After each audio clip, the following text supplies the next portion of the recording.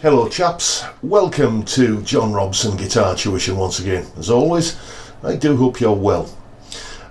Today's video, as you saw from the title, is all to do with strumming. It is how to learn every strumming pattern you will ever need, and yes, that is a pretty bold claim, so apologies if the odd little thing does slip through the net, if there's something here I haven't covered, but I think I've done a pretty good job of covering everything that you're going to need to know for most songs. Certainly if you master the techniques and simple ideas that are demonstrated and described in this video, then there aren't going to be many songs that are going to throw you too many problems when it comes to playing the rhythm guitar parts. I get a lot of novice players coming to me for advice on strumming. Usually the story goes something like this. Somebody has learned a few chords for this song or that song from their friend who plays the guitar, and when their friend plays it, it sounds really good, but yet when they play it, it just never really sounds quite like it's supposed to. And this is because most guitar players who strum fluently don't think about it. It's just an intuitive, instinctive thing, and they assume that it just must be intuitive and instinctive for everybody, and well, why would you need lessons on that?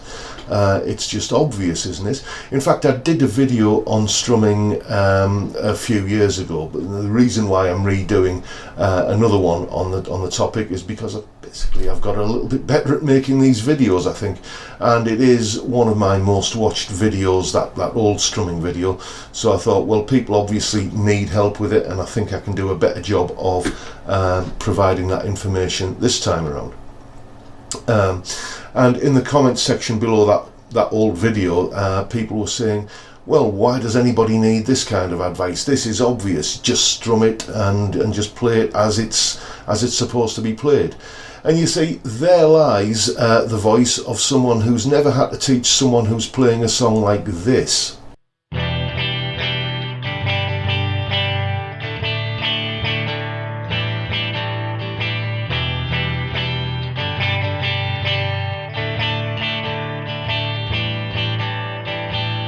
So let's have a look at how we can correct bad strumming technique like that. And we'll begin by taking a look at Pletrum technique.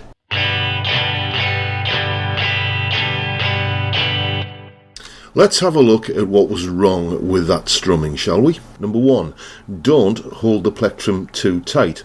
This will cause your arm to tense up and make everything sound stiff and wooden.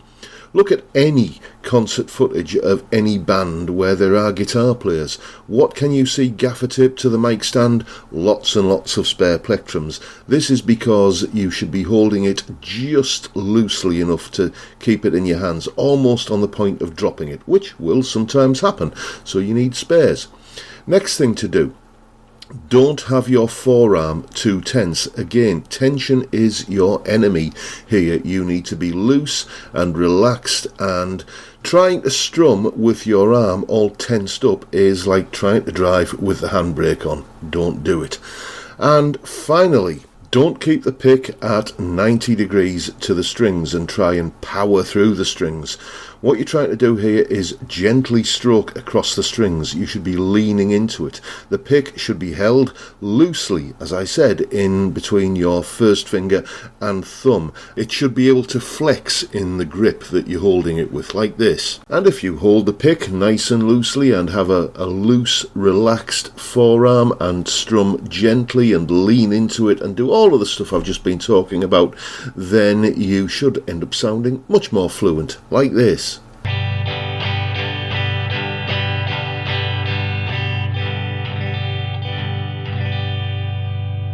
Okay, so now you know how to hold and use a plectrum.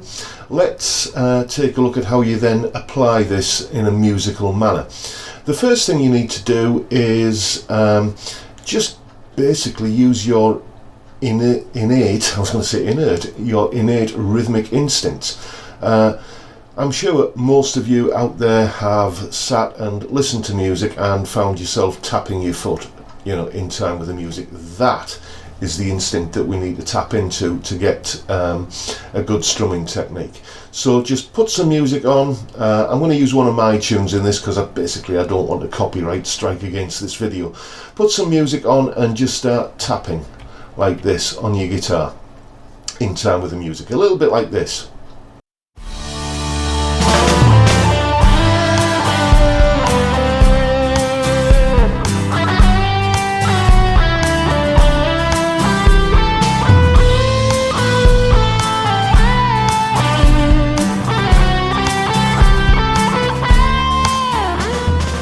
And once you can do that, the next thing to do is just, instead of tapping in time with the music, just play the strings, just strum the strings with that beat that you were quite easily, hopefully, tapping along to. A bit like this.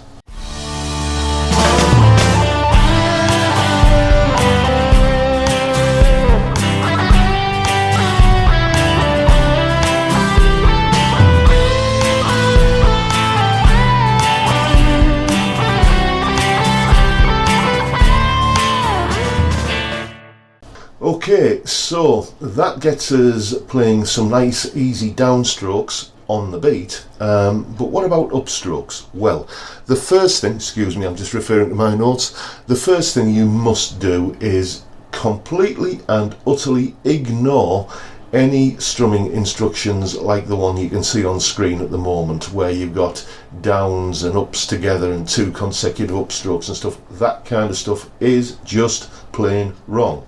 How can you do 2 consecutive upstrokes like that, and then if you do another upstroke, you're going up here, aren't you? If you do 2 consecutive downstrokes, there's one and then there's another one. You know what I'm saying? So in between every pair of downstrokes there must be an upstroke, and in between every pair of upstrokes there must be a downstroke, and we need to basically incorporate that down up motion into some sort of rhythm, a little bit like this, where you're counting 1 and 2 and 3 and 4 and going down up down up down up. So what you're going to now kind of think about is how do you incorporate those upstrokes and play them correctly? Well, what you don't want to be doing is making the upstroke come all the way back up across the strings. That emphasises the upstroke too much, as you can hear now.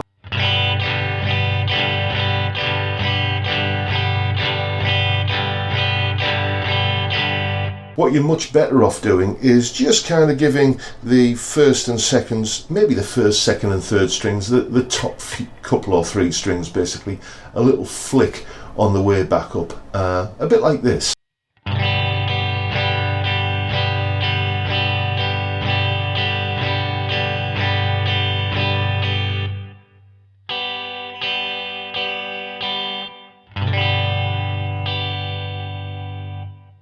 So now let's put this down-up strumming technique to work in playing some rhythms. Here's what I'm talking about. Okay then, at moderate to fast tempos, it's best, I think, to count and strum in what are called quavers, which you can see here. They're sometimes referred to as 8th notes.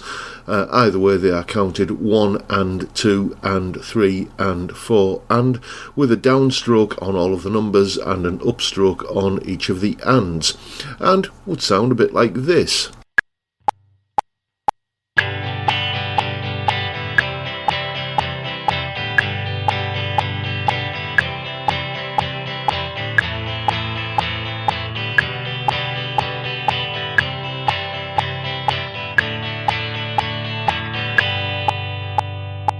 However, if you try and use this kind of strumming and counting at typical power ballad tempo of, let's say, 60 beats per minute, it would begin to sound a bit ploddy and dirge-like, maybe a bit like this.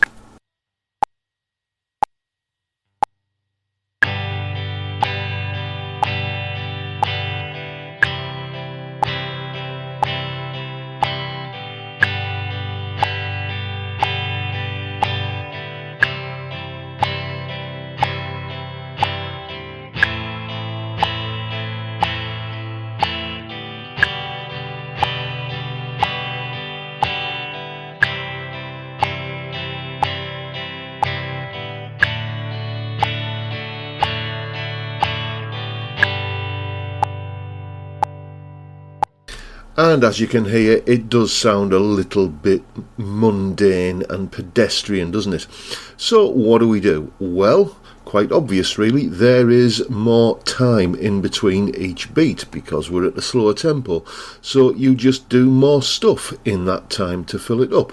Basically what we're going to do now is count in what are called semi-quavers, which is where you divide the beat into 4 equal parts.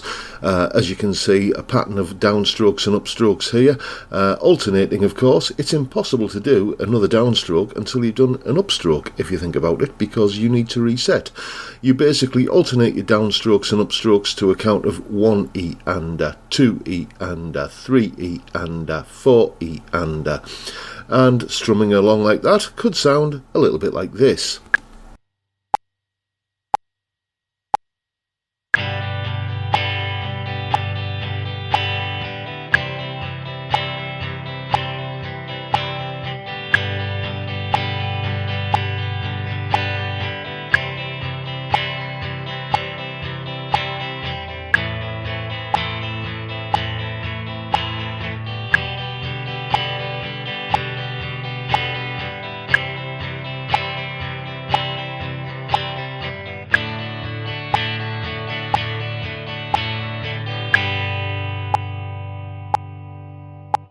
And as you can hear, that makes for a much more interesting sound. What we now need to look at is how we can create variations on either of these two strumming patterns. Okay, so variations on rhythms. Well, quite simply, this is all done by simply missing the strings on some of the strokes. It is absolutely imperative, vital, important, and any other superlatives you can think of to keep that down up motion going at all times. And you create different sounding rhythms simply by missing the strings on some downstrokes or some upstrokes. So here's a quaver rhythm, for example, where I'm missing the first upstroke in the bar.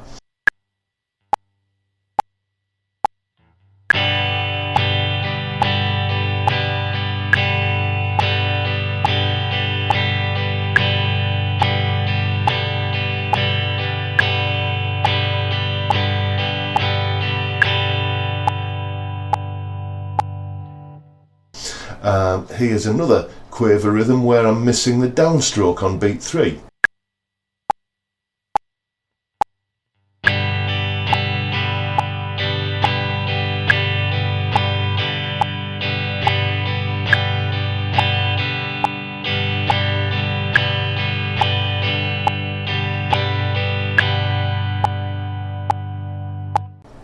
And here's another quaver based rhythm where I'm missing both the and of the 1 and the downstroke on the 3.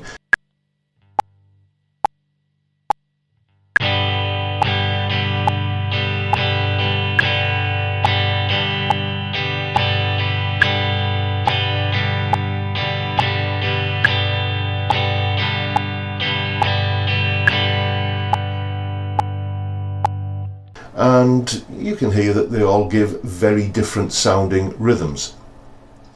You can also do the same thing with semi-quavers. Once again, here's a pattern of hits and misses that you can create using a semi-quaver count.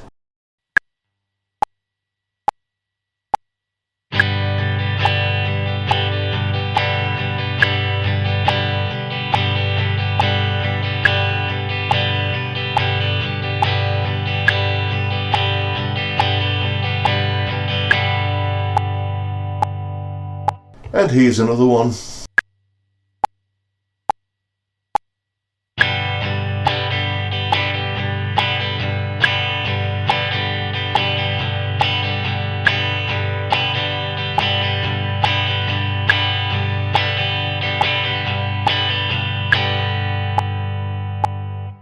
And here's another one.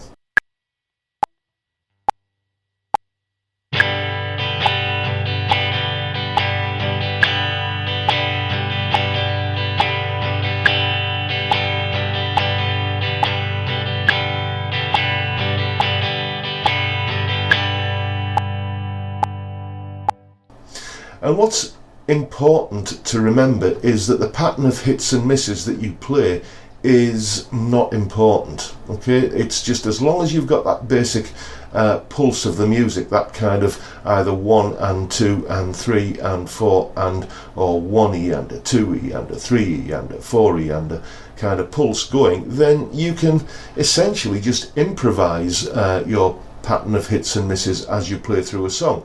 Don't be suckered into this thing where you see in some tab books and on a lot of websites where the strumming pattern for a song will be kind of described in, you know, ridiculous amount of detail.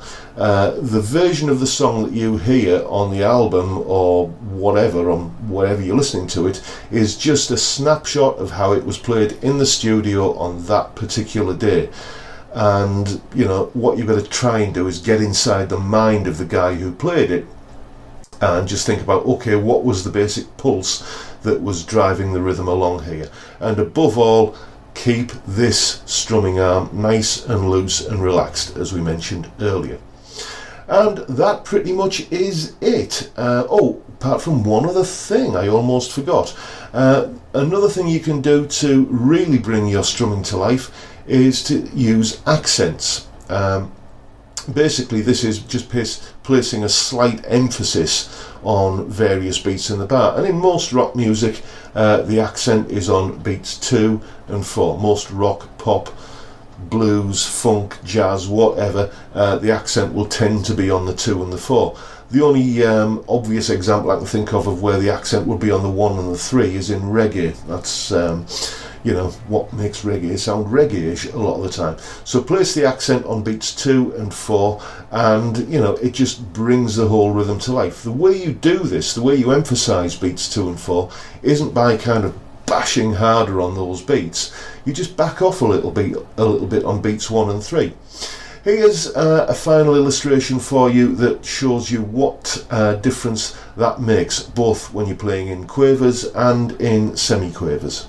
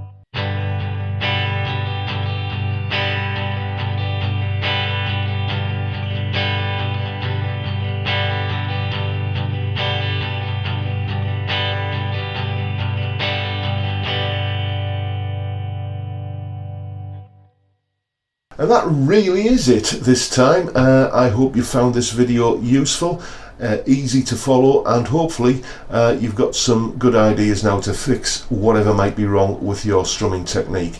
And just remember, keep this strumming motion nice and fluent and relaxed. The moment you tense up, your rhythm is going to sound wooden, robotic, and just not particularly fluent, and we don't want that. Now then, before we go, let's just mention the fact that there is still a contest running on this channel at the moment where you can win a fabulous little Zoom G1ON pedal. Basically, this all harks back to a video that I did a few weeks ago on the topic of modes, and hopefully making the whole subject nice and accessible, and probably a lot easier than you think it actually is. It's nothing to be scared of, and if you record a fantastic sounding mode based solo using the jam track that's available on that video, and the link is in the description box below, by the way, record a solo playing over that jam track using the information in that modes video, and you could win the pedal. The pedal was donated to Guitars for Good Causes by a very generous viewer to this channel. You know who you are, so thank you very much for that. And when the competition closes, which is when this channel reaches 9,000 subscribers, and we're at 8,950 odd last time I looked, so TikTok guys, you know, time's running out. When the competition closes, I will pick a winner and I will make a donation to Zoe's Place Baby Hospice, which is a charity in Middlesbrough which provides palliative, respite and end-of-life care to children under 5 with terminal illnesses. That's the cause we're supporting here, and as I say, I'll donate the money in return for the pedal to that charity. Then it's mine to give away, and I'll give it away to whoever plays the best solo. So yeah, get your plectrum sharpened and have a go. You got nothing to lose. Also, when we're talking about plectrum pedals, there's this one's for sale. Again, this is another donation to Guitars for Good Causes. A fantastic MXR carbon copy analog delay. There's a link in the description to the video demo I did of that, and also you'll find the link to the listing for that pedal on eBay if you fancy bidding on it. All money will of course go to Zoe's Place Baby Hospice. And finally, I'll just wrap up by saying that if you would like some tailored one-to-one guitar tuition, then give me a shout via the details at the end of this video, which is also where you send your competition entries to, by the way. If you live on Teesside in the northeast of England, you can come along for a face-to-face lesson in this very room. Or if you are anywhere else in the world and not within travelling distance, basically, you can have a lesson via Skype. And whichever way you do it, your first lesson is of course free, so once again, nothing to lose. And with that, I'll bid you all a good day and say thank you very much for watching. If you've enjoyed the video and found it helpful, please hit the like and subscribe and notification bell and all that usual stuff that people ask for. It really helps me out when you do that, so you know, it's only a mouse click. Go on, give it a go. And I look forward to seeing you all again next time around. Thanks for watching, folks. Bye for now.